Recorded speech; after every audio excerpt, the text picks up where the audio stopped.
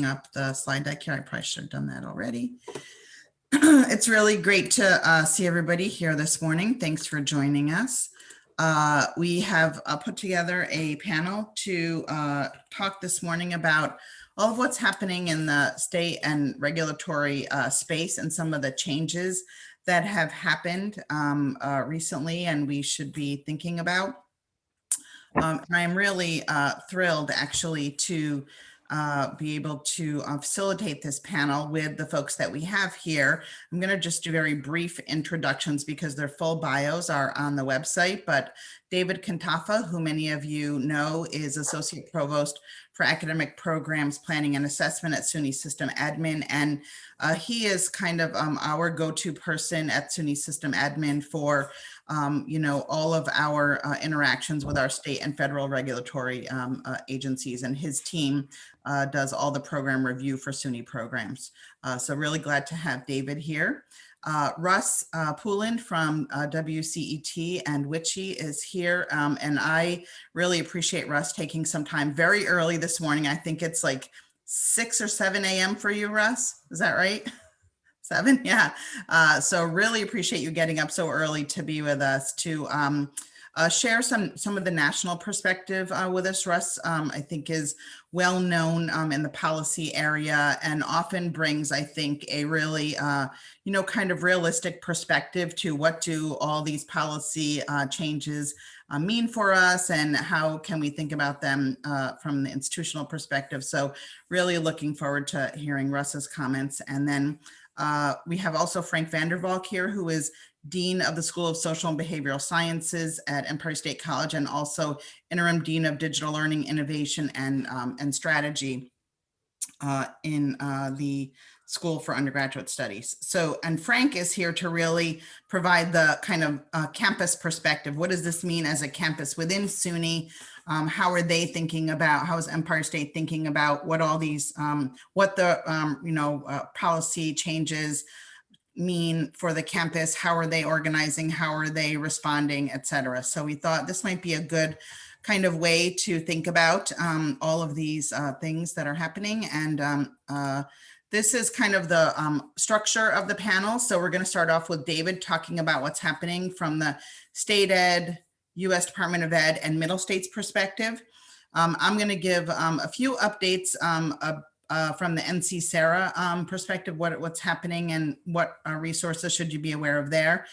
Russ is going to share a little bit of that national perspective, and then Frank's going to share a little bit of the campus perspective. And we do have time planned in for questions and discussion because we know that some of you have some questions. We hope that you brought them to the session.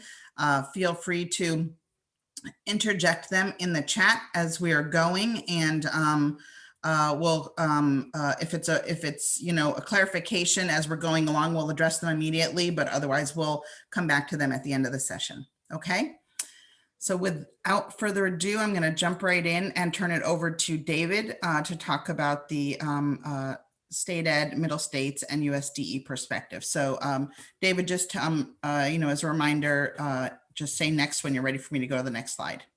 Sounds good. Thank you so much, Kim. And you can go to that. Perfect. Thank you. So first, I'm going to start with the New York State Education Department. There's not very much new here, but I just want to make sure that you're all aware of certainly that there's the extended flexibilities through spring 21 for distance education, which allows you to offer programs via distance education without formally registering them, even if they reach that 50% threshold. Importantly, the State Education Department has not released guidance for post-spring 21. They're really figuring out how to approach the process. What they don't want to do is to have campuses rush to register programs via distance education format just for the sake of temporarily offering programs in that format, that then that format would be removed. So right now, I would suggest that if your intent is to temporarily offer a program via distance education due to COVID that related to the State Education Department, you do nothing until we find out from them what the process is. You might recall that last October, they said that they were soon going to be implementing and announcing that process. They're still working on that. Just though, if you are going to be permanently offering programs via distance education, certainly go and submit that application to permanently add that format to the registered program. it's not likely that we're going to see an expedited application form or process for the permanent offering of a program via distance education. I do want to note that this is all happening in the context of an item that's in the executive budget regarding academic program review and approval. It's an item that has been, floated before and turned down, but there may be more traction this time around. And the item would actually remove the state education department from program review and approval for most programs, other than licensure qualifying programs or programs that require a master plan amendment. And for most institutions, those that are in good standing with the accrediting agency. It's just in the executive budget right now. It's subject to sort of negotiation. There's been some testimony on it already, and we'll see whether or not that goes forward. But if that does go forward, that may change what happens, not just in distance education, but more broadly in the program review and approval process. Next slide, Kim. Thank you. The one thing I'll mention more about state ed is state ed does not have very much policy. In fact, there's nothing regulatory specific to distance education, which is okay. I'm not saying that there should be more policy, but here on the screen really is the one policy, the second bullet point there regarding courses offered in distance education. It's about the calculation of learning time, in the typical sort of what happens in the 50 minutes of instruction and then supplementary assignments. So you can read through that. Again, it's not very much detailed. One of the key questions that's rising and that has been raised before, and even more so because of the pandemic and shifts to online, is what will be the allowance for clinical experiences, laboratories, things like that via distance education, via simulation, things like telehealth, telesupervision. All of those things have been happening. And the question is, to what extent will state ed support those things moving forward in a regular manner, not just because of temporary need.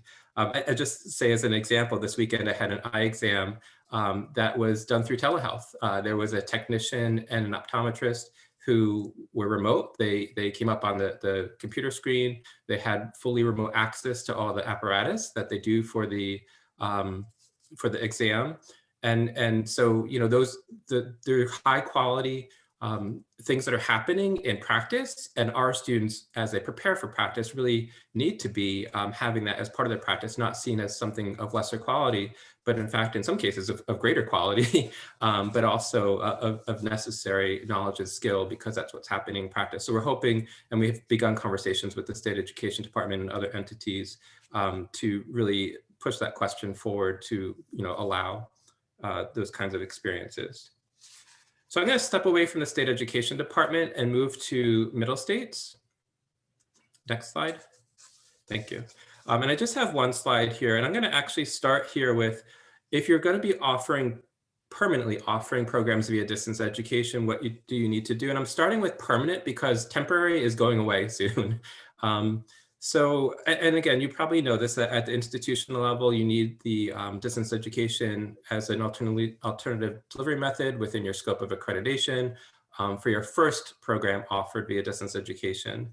And you do that through substantive change. In the SUNY system, nearly all SUNY campuses have institutional level approval to offer programs permanently via distance education.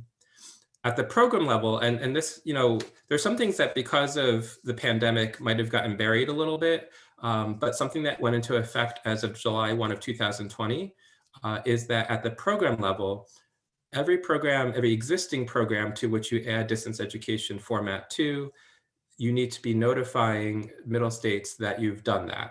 And it's a relatively simple process through the portal of saying, here's the program, here's the one paragraph description, you hit submit, and then you're done.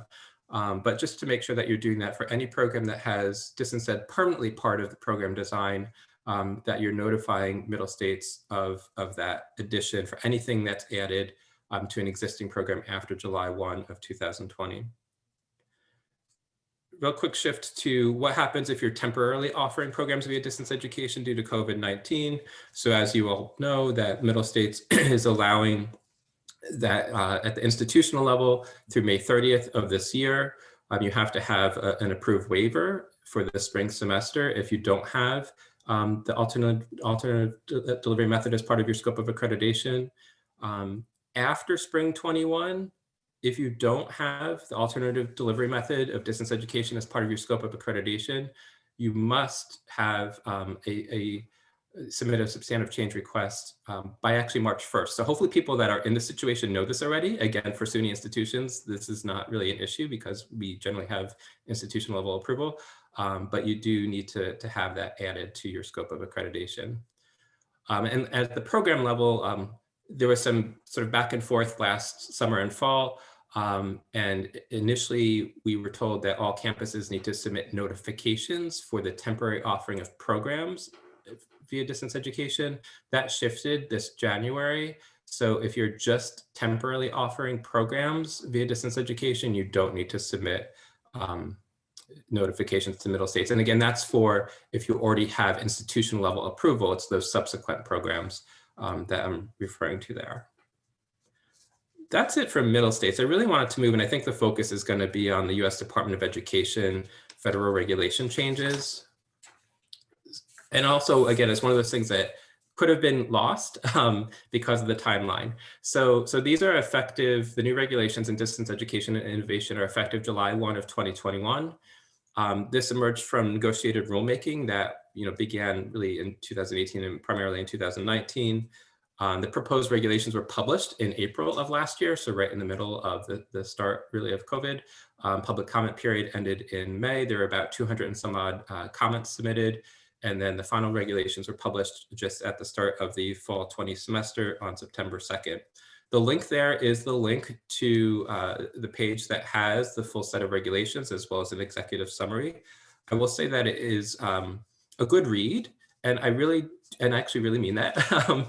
And I think that people should be reading the regulations. What they include are the summary of the public comment, the discussion from the Department of Education, as well as any changes that they made due to the public comment. And it really gives you some good insight as to the process by reading through the entirety of the regulations, including the whole comment discussion and possible changes. And really in the to-do section here, I think that's something that ought to be done by a group of people, including academic, financial aid, and so forth, to look at policies, processes, and practices related to the regulations, and then to determine the need to update those policies, processes, and practices, and to make sure that all of the decision-making that's happening is well documented. And this is something that I know Frank and Russ will be touching on and enforcing as well. Before we jump off the slide, I want to make, so I participated, the rulemaking was not just about distance education and innovation, there were other aspects. And I was on the Teach Grant subcommittee of negotiated rulemaking. And I just want to say that, in terms of a policy development, regulatory amendment, I found the process to be really very good in its deliberation. We were presented with the originally proposed language. The members of the subcommittee really did represent a range of knowledge and skill and background and place of employment and role in that place of employment. We had great, I would say, debate about the initially proposed language. We ended up modifying the initially proposed language and really came to consensus. It was probably one of the most deliberative processes I've been involved in policymaking. That didn't end because people were tired.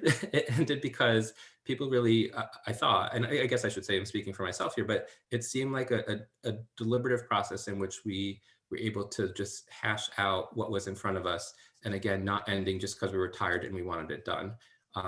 So I just, if the process that led to the distance education innovation changes was similar to the Teach Grant, I would say it was a good process.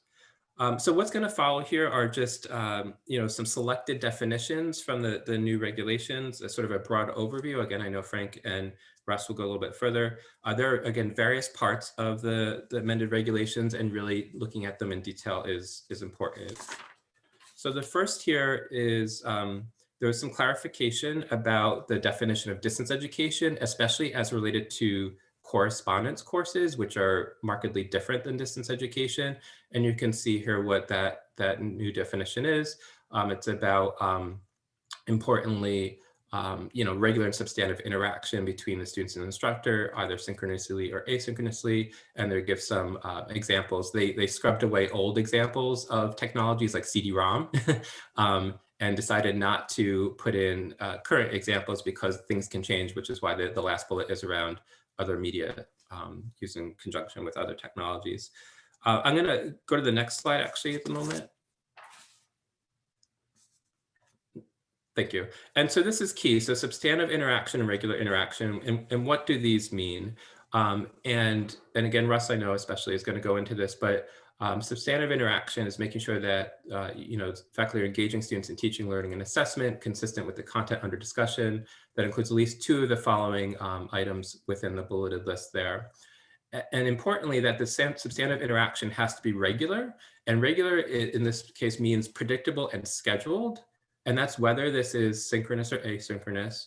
And importantly, that the faculty member is, or the instructor, I should say, is monitoring students' academic engagement, which there's a definition of as well, and that the instructor is responsible for initiating that engagement, as well as responding to students' requests for engagement.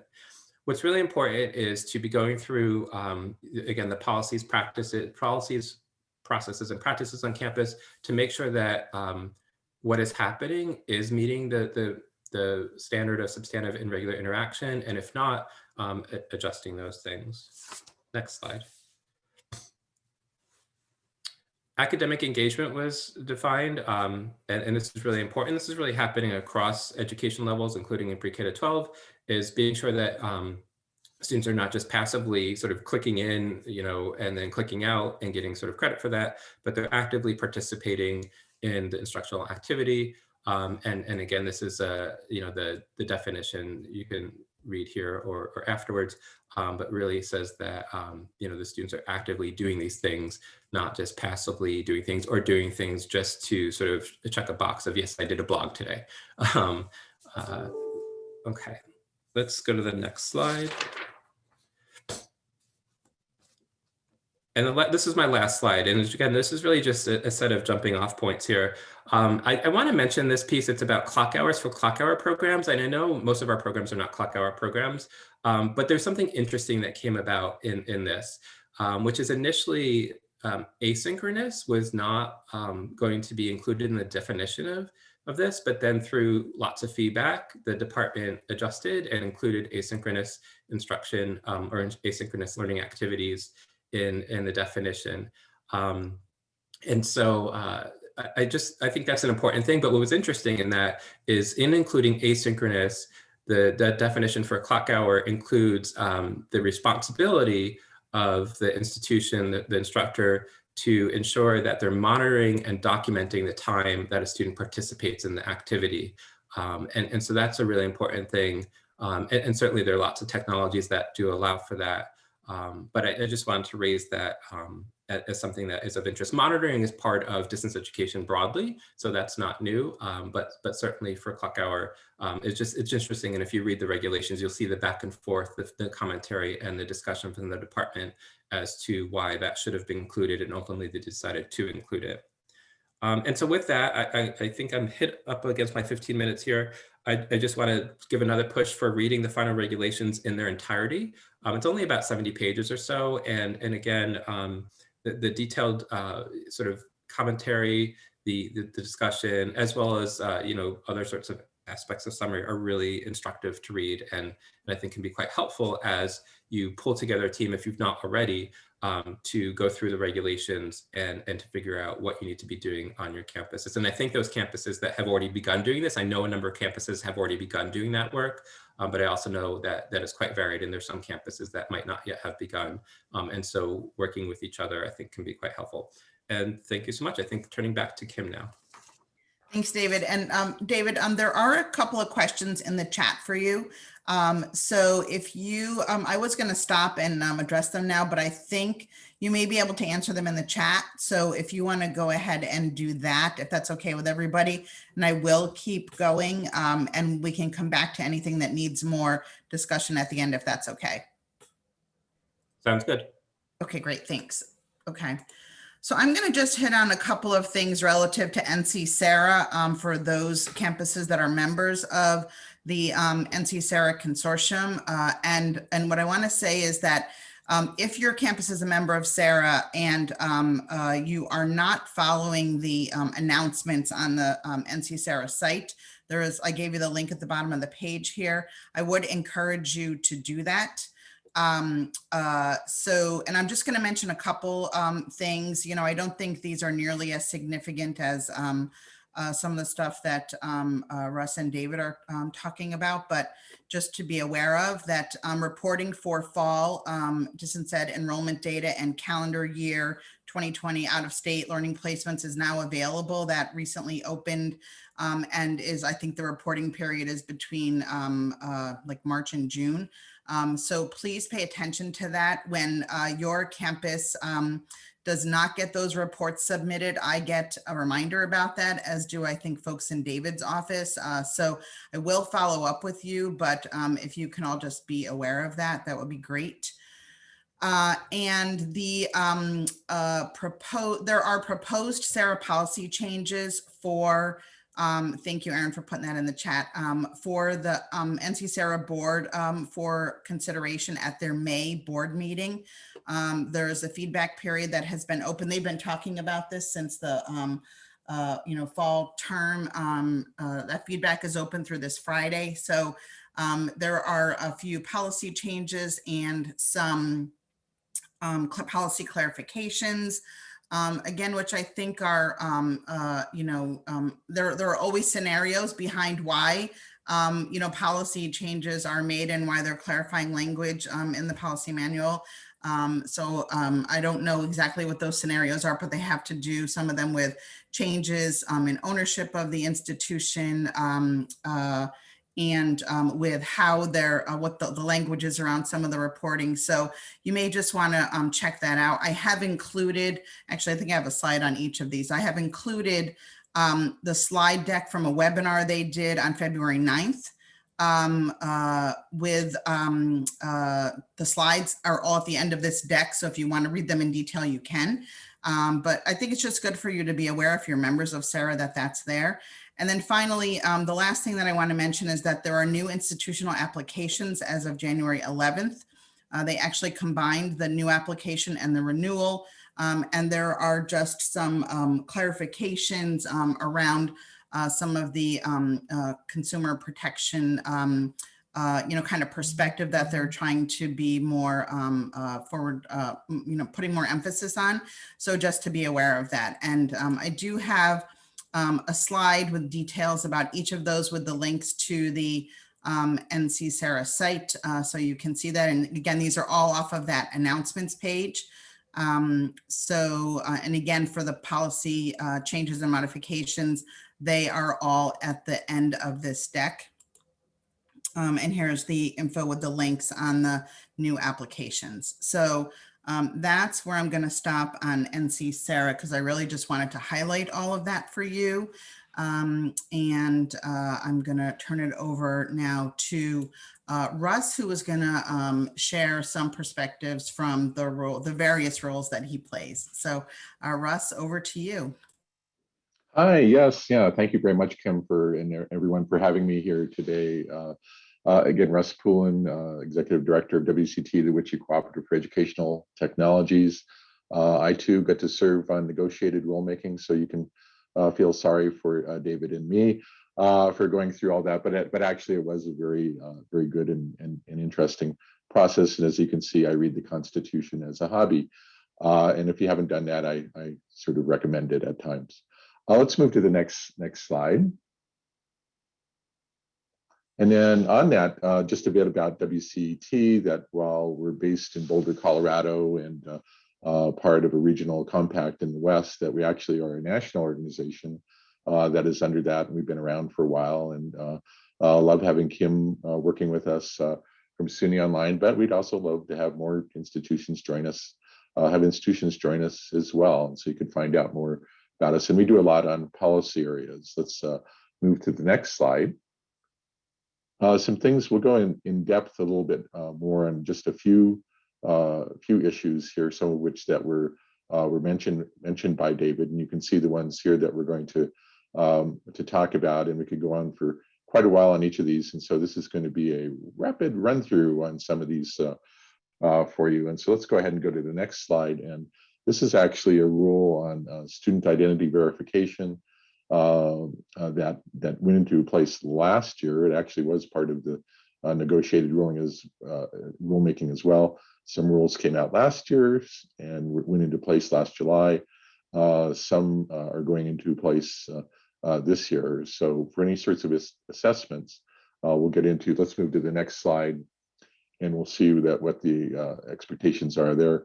That this is something that's been around for a while, and that you may remember. I didn't put on here, but you may remember in the past that there was wording about that you could have a login or proctoring or something for this, and that what happened is that those were put in originally as examples, and those were taken out. And because the idea was that it looked like some institutions were just saying, hey, we have a login, so we know who all our students are, and we know who's taking the test, and no one ever turned in a paper under somebody else's name. And so they thought, well, let's take those out. That does not mean that you have to go out and buy expensive software, and some vendors are saying that, and that's not the case. But let's look at some of the other things in there. So there was everything within the rulemaking that there was a lot more emphasis, and this will come up a couple times, about the relationship between the accrediting agency and the institution. And so there's a lot more faith in terms of that there's a relationship between the accreditor and the institution. And so some of these I'm going to put the actual language up here that helps you. And so the big thing is that the student who registers for the course is the same one who academically engages. Thank you, David. He put up academic engagement up there before he put up that thing, and that was something I asked that they actually put in academic engagement and define it. So thank you that they did that. The student who registers for the course is the one who's taking the quizzes, who's the one who's turning in the papers and all sorts of things. And so that you have some sort of process that you're doing that. It's not required that it be electronic, that you can do proctoring, you can do all sorts of things on that. Let's move to the next part of that. So you have to be checking for that. The other thing, and this is the one that when I make this presentation, that some people say, what? So you may want to pay attention to this, that if there are additional student charges, that you're supposed to let the students know about that at the time of registration. So if you have a proctoring system or something, or they have to buy a camera or other sorts of things, if you are doing one of those things and you're charging for it, or even for face-to-face proctoring, and there's a fee for face-to-face proctoring.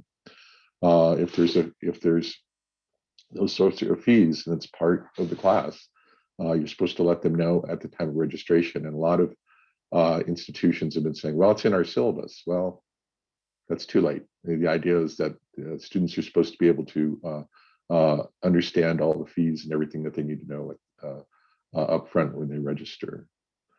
So with that, let's move to the next slide.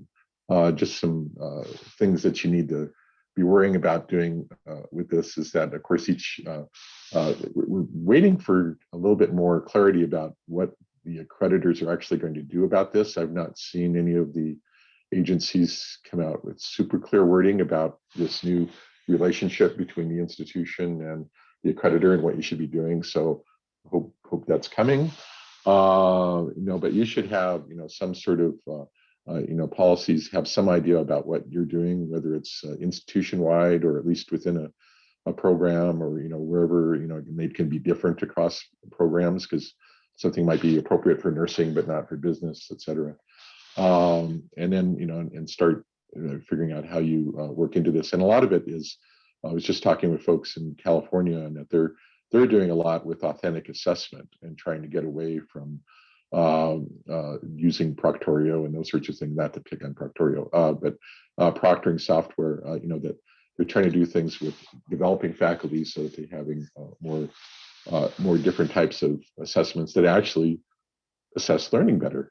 Heavens, that we should do that. Let's move onto something completely different. Like I said, this is fire hose time. We're moving through some things really quickly, and I want to talk about David mentioned about the change in the distance education definition. And with it, in that, back in 1992, these 4 words, regular and substantive interaction, were in there, and it was never really fully defined over time. Oh, well, I made a mistake here. This rule is actually going into place July 1st, 2021. I apologize for the error on the slide. I just caught that. We'll get that fixed. But the thing that's helpful on this is that you need to set aside the word interaction in your mind, because they're not really talking about interaction as we think about it as academics.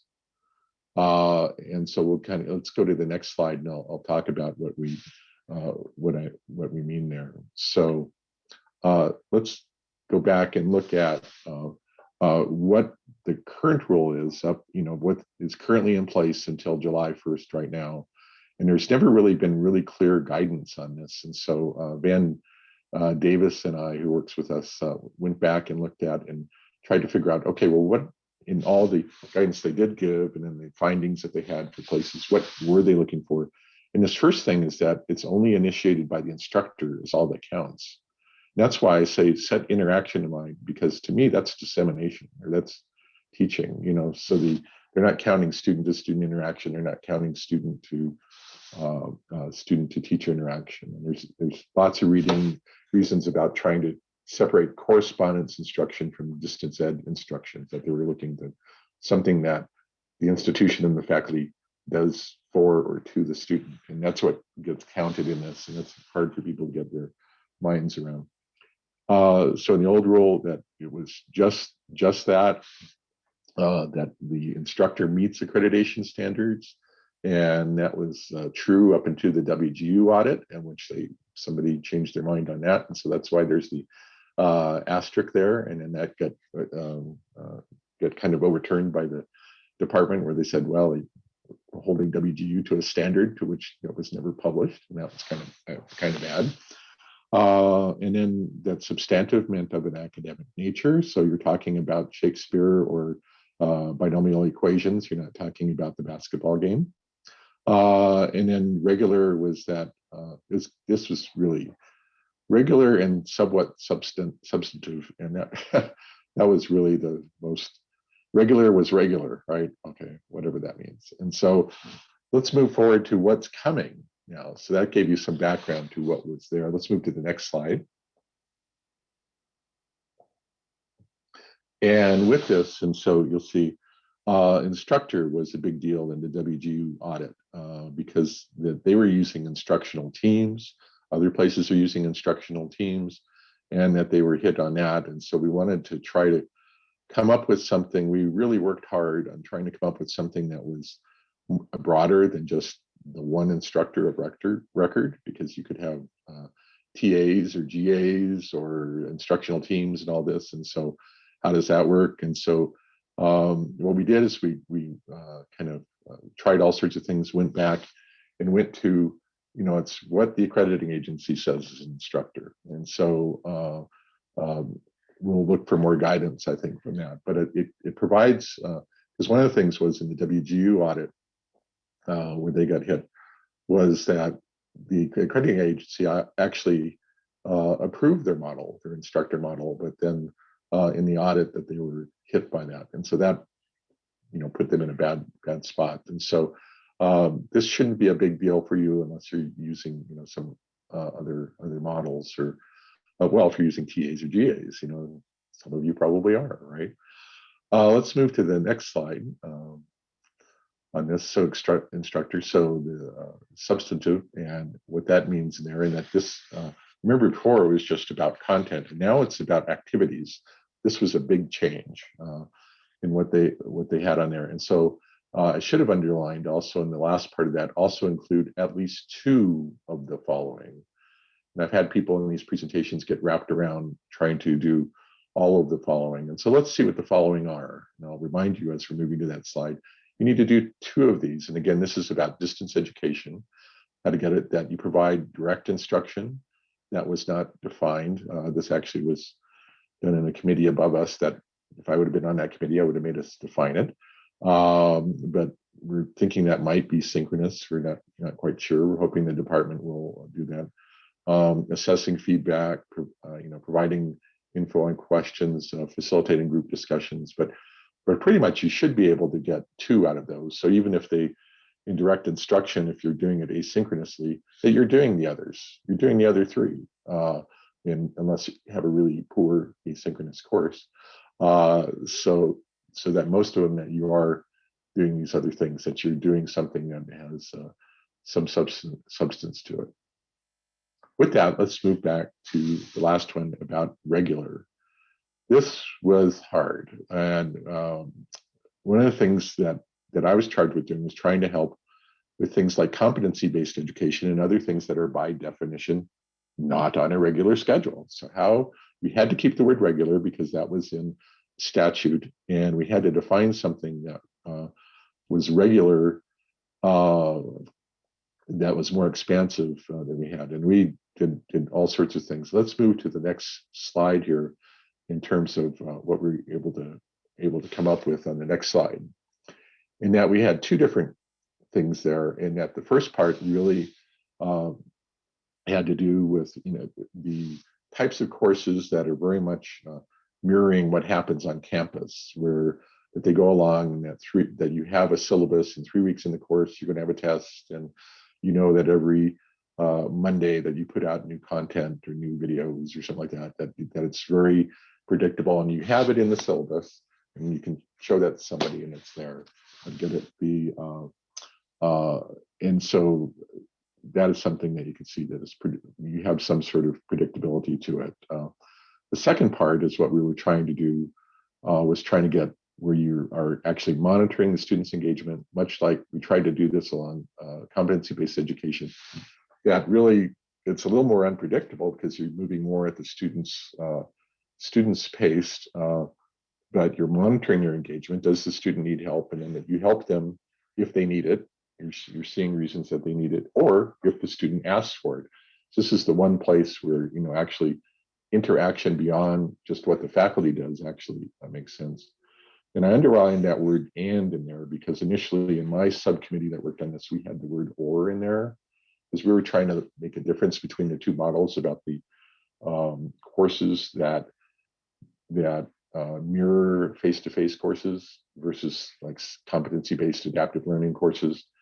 And then it got changed to "and." And so I think there's still ands and ors make a big difference. So now you have to do both of these technically on this. And so we're still trying to figure out exactly what you have to do. But I think at least if you're doing the first one, if you're just the regular type of scheduled out course, and I know that I've talked to my CBE friends that they're figuring out ways to try to do things where there's something that is they have on a schedule where they're checking in with students on a scheduled basis, and that they're trying to do that, but they're having to come up with some workarounds for the first part.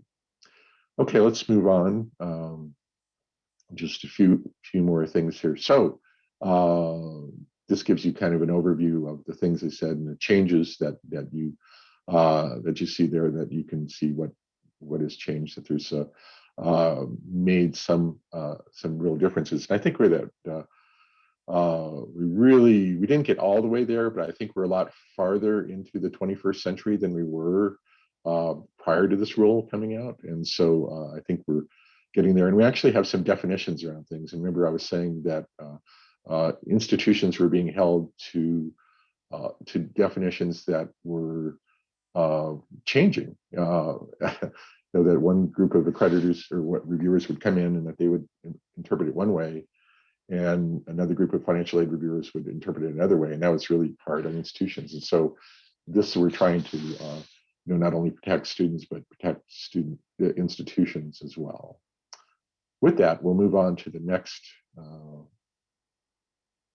one. So here, some things to do. You can spell interaction correctly. I just got that wrong. You can research, watch. The accreditor should be coming out with more on this. We will be coming out with more on this in WCET. We'll show you that WCET. I've put a couple of our Frontiers blogs in there already. And so be watching for our Frontiers blog. You can subscribe for that for free if you want. That we'll be doing more on this issue. And then in making sure that you're trying to address these things. And let's move on to the last section that I have, and that is that for the regulations that I've chosen to talk about today, there's not a clear black and white about what counts and what does not. And for some things that it's, did you notify the student or did you not? You can show that you did it. For these things, they're more interpretation as to whether you've done these things or not. So it's important that you put yourself ahead, that you're sitting with your accreditor, that you're sitting at a financial aid review, and that you can show that you've thought this through. You have policies, you have practices, you've developed faculty so that they meet those policies and practices, and that you can show that you have something that we call the defensible practice, that you can, when you're sitting there, you can say, yeah, we thought this through, and we've looked at what you've written about this in the documentation about it, and that we actually put something that we thought met the rule, and that you document that. So that's the best you can do with that. With that, we'll move on to the next part of it. This is just two of several regulations where we have interpretations of what's happening both in COVID, because there were some waivers that David had mentioned, but there's also some changes that have happened. And so you can get this book, you can see the second link there, that you're able to get to that, and that this has some really helpful things and more in depth on this and several other things in terms of when you're moving from face-to-face to digital learning. And so, and all sorts of other helpful things there in that Frontiers blog there at the start. Let's move to the next slide. And with that, okay, and I guess that's the last one. I'm done. Thank you for everything. I know I see there's lots of questions. I know I can do these things about regular and substantive and have 2 hours of questions, so that doesn't surprise me. So Kim, I'll turn it back to you. Thanks, Russ. And David has been answering a lot of questions in the chat. You may want to just kind of glance back through, as well as Frank is doing his section, to see if there's anything you want to add to. And then we'll come back at the end to anything we haven't addressed in the chat. Okay. Excellent. Great. Okay, Frank, over to you. Great, thanks, Kim. And I know there are a lot of questions, so I'll just go through very quickly what we've done at Empire State College to try to prepare for these changes. And if you can go to the next slide, Kim. So when the regulation came out in draft form for public comment, we got a hold of that and gave some public feedback, and anticipating they weren't going to change drastically, except for an and to or to and here and there. We started thinking through what the implications are and how we would want to handle our response at Empire State College. So when the final regulations came out, we convened a task group in fall 2020 to explicitly look at this. And again, part of the idea was from the very beginning to create a defensible practice, recognizing that these were new regulations. There were still middle states and other accrediting agencies to weigh in. Interpretations to your colleague letters and so on would be forthcoming. So we tried to balance between kind of reacting to the regulations and not overreacting, and kind of waiting for guidance where guidance was going to be helpful in the medium and longer term. But this task group that we convened included faculty, instructional designers, members of the administration, and members from governance. And when it got together, we reached out to our governance structures and faculty bodies just to make sure everybody was in the loop and start to socialize the institution to the changes that were going to be forthcoming, so that it didn't drop out of the sky in the spring. So of course, when the final language came out, we looked at that and some wonderful resources from WCET and other places. And we made a very deliberate goal of documenting all our meetings and decisions, including draft, feedback on drafts, and so on, just in case it was ever needed. Having just gone through middle states review, we recognized it would be easier just to collect all this stuff at the time it was happening, rather than go back 8 years later and try to recreate the meetings and so on. So we'll have a nice little package that documents all these decisions. And you can go to the next one, Kim. So initially, we focused on the regular and substantive interaction piece, and just to make sure that we are compliant come this summer with that aspect of it. And so where we're headed, and I should stress that these are just draft recommendations that are still kind of making their way through the final approval processes at Empire State College. But we're going to lean heavily on the instructional design teams and the instructional design processes to have these conversations with course developers, subject matter experts, so that the courses are designed in such a way that all of the new regulations are attended to in the design process. And it will be part, as you'll see in a couple of slides, part of the rubric that we apply when we're going through the course design process.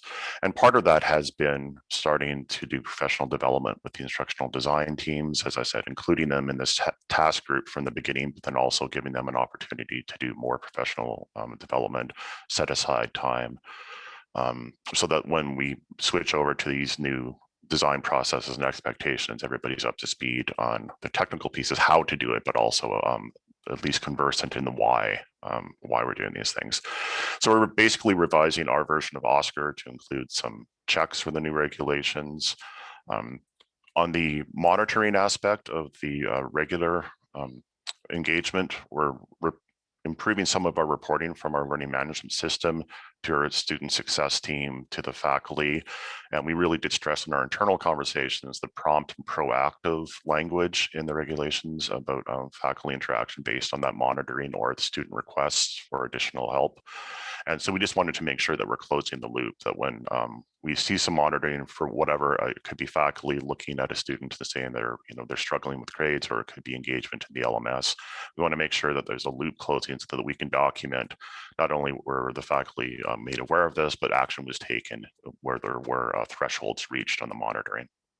And so that's the faculty notifications, again, just adding these new steps. And then we're just kicking off this month, and it will continue through March and April, college-wide professional development, which will be targeted groups like instructional designers and faculty who work specifically with online programming, but then also college-wide webinars and meetings and so on, which will include groups like the registrar's office, but also our decision support team, which is essentially our institutional research faculty for reporting purposes and so on. So we can go to the next one. And just to include in the slides, what we've done is just updated, as I said, some of our rubrics, and we wanted to put these slides in. And Kim, I think you can probably just go to the next one, just in the interest in time. We can share this when we share the slides, and if anybody out there wants to talk with our instructional design team about how we're handling it, or just touch base with me about kind of our experience, please feel free to reach out to myself, and I'll put you in touch with the right people on campus just to kind of talk through how we're doing some of our professional development and working with our faculty and designers on this as well. But mostly you can see we're just being more deliberate about documenting the fact that this needs to be done, make sure there's a checklist so that we can go through in case there are any questions along the way, and also just to create an opportunity for conversation with our subject matter experts and developers as we're going through the course development process and the revisions. And yes, Maureen, absolutely, we'll share the revised rubric. I'll put my contact information in the chat box after. And we can go to the next one here, I think. And I think as Russ was alluding to, this is an art as much as a science. In our initial conversation, I got a lot of questions about, tell us exactly what we have to do. And not only were some things left undefined, like what direct instruction is, some things were left undefined purposefully and we didn't want to overreact and say, here are the 4 options you have for meeting the guidelines. So what we came up with, again, more for conversation with the developers than anything else, is the idea that you're really kind of on a range, right? You want to be kind of towards the green end for making sure that you're in compliance with the regulations. You don't want to be putting out to stuff that is essentially going to make these correspondence courses. But there are so many tools that can move you from kind of the red end of the spectrum to the green end of the spectrum, rather than try to say you must use 3 of the 5 following tools. We left that to the designers and the course subject matter experts to make a determination based on the subject matter based on the kind of level of the course and other course characteristics as to what tools and what approaches would be good to have that kind of scheduled and predictable opportunities for interaction, to have that monitoring, to have those, one or two of those five categories that Russ outlined. And we didn't spend a lot of time looking at the categories because a quick scan said, we have robust design processes in place. We were already doing a lot of those, 3, if not 4 in some cases, of those kind of options for the substantive engagement. So we really focused more on the scheduled and predictable opportunities and the monitoring piece for phase 1. So, and that's, again, just a very quick overview. I'll be happy to kind of address anything else that comes up in questions, but I see we're up to 60 questions in the chat or so. So I'll maybe just pass it back to Kim and invite anybody else to get in touch with me if they want to go through a little bit more detail on what our experience on a campus was. Thanks so much, Frank. And thank you to our entire panel. I think there was a lot of really great information that got shared. Certainly a lot of really great discussion in the chat. We do have a few minutes left for questions. Before I go back through the chat, I just want to mention that we have, sounds like we are going to try and do a follow-up discussion at the next Doodle meeting. Russ, for your benefit, Doodle is the directors of online and distance learning environments in SUNY. Those are basically our directors of online. And we'll try to get Middle States, someone from Middle States to attend that as well. There's also a suggestion, Alex, that I was going to make as well, that we look at the Oscar rubric, which is our course design rubric for SUNY, and think about how we can, build in some of these new requirements and more specific requirements into that. I think that's a great idea. And we would love to do that. Frank, can you put your email in the chat as well? Thank you. So with that, let me go back and see if there are questions that we did not get to address. And I'm not totally sure I'm going to know this because Russ and David, you've been doing such a great job responding. So I guess maybe let me just ask if there are folks who don't feel like you got your question answered and you would like to speak up and ask about it verbally. Why don't we just go ahead and do that, or retype it so it shows up at the bottom for me. And let me just say there is some discussion around HyFlex that I don't know. One of the challenges about HyFlex is that it's left up to student choice, right? So students can decide class meeting by class meeting if they're going to come. I'm going to take this off so we can see each other. If they're going to come to be face-to-face or if they're going to be online. And so, because we don't necessarily, know what students are going to do, whether or not that course counts for online or not is in question. So David, I don't know if you want to say anything more about that, or Russ, if you have any perspectives on that, on how folks are thinking about that more broadly. That is a little bit of a question, right? Because it is not about how the course is designed, it's about how the student participates. Yes, Kristen knows full well this is a challenge. Yeah, and thanks, Kim. I did just put into chat an excerpt from the Middle States guidance regarding this, and you'll see, the guidance is that, to do it to the best of your ability, and a little bit more there. But I don't know from an operational perspective, either Frank or Russ, what your experiences are. And it's the question is about how to count HyFlex, is that it? Correct, yeah. Right, yeah. And the answer is it depends who you're talking to.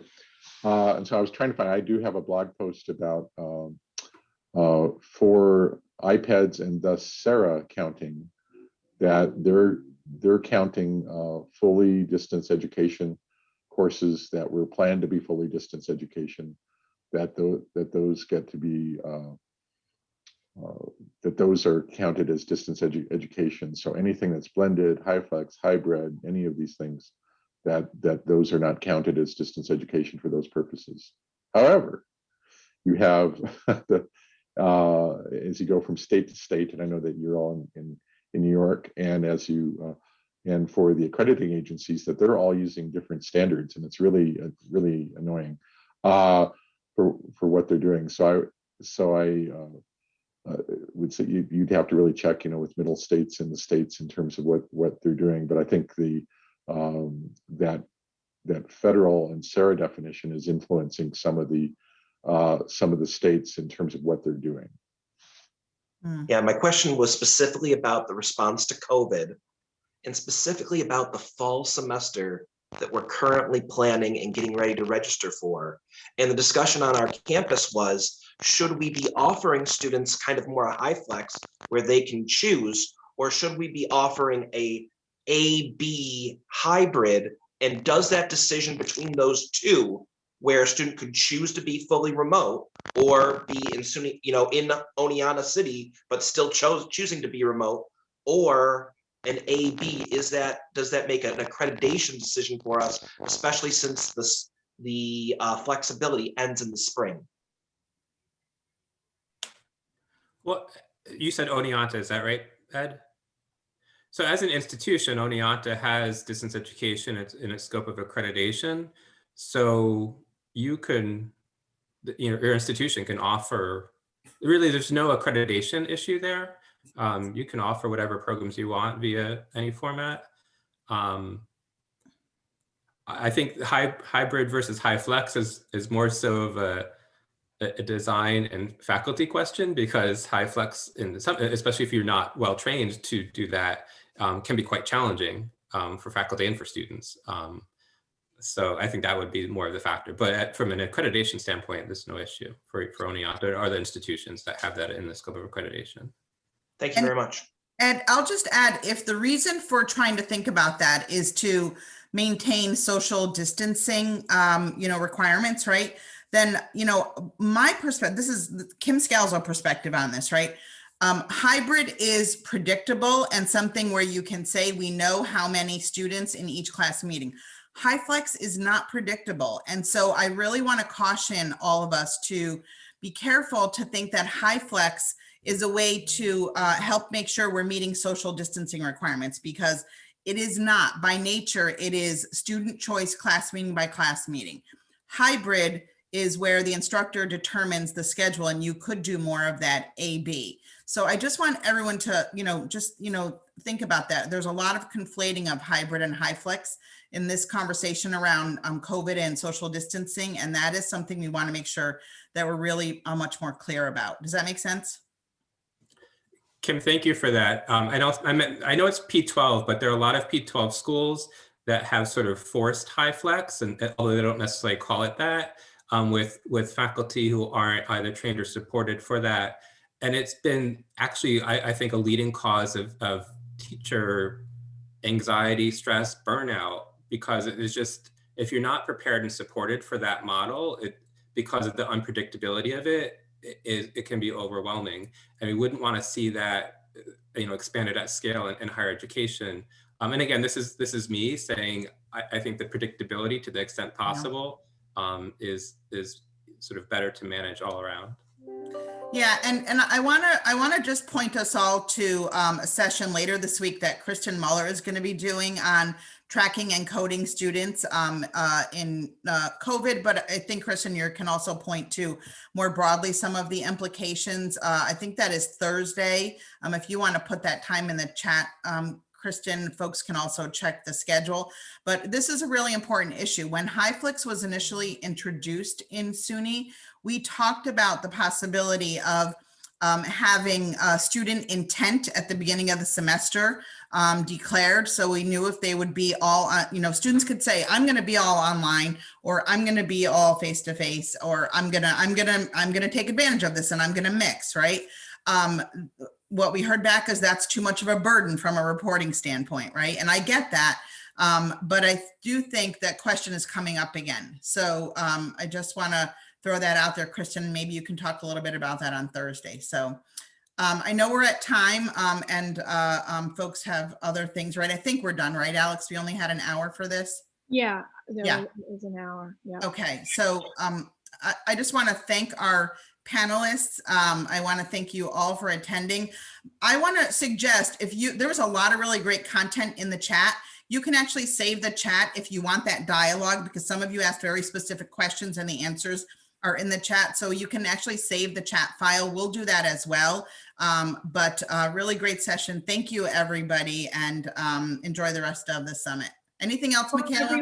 Yeah, before anyone goes, I just wanted to make sure to let folks know that at 10:15, we're going to have our SUNY Online Degrees at Scale student panel. We have 9 students that are coming to talk about their experiences. Larry Dugan and Amanda Wickham are going to moderate. We also have our 12th annual unsession coming up at 12:45, and the link to sign up to add something to, to be able to present something in the unsession. I just put that in the chat. I hope I will call on people if you don't sign up. So please sign up. And also Chuck Zubin is coming with Patsy Moskal from UCF at 2 p.m. So I just wanted to make sure everyone here knows about the great day that we have planned today. We also have an open networking session this afternoon like we did yesterday.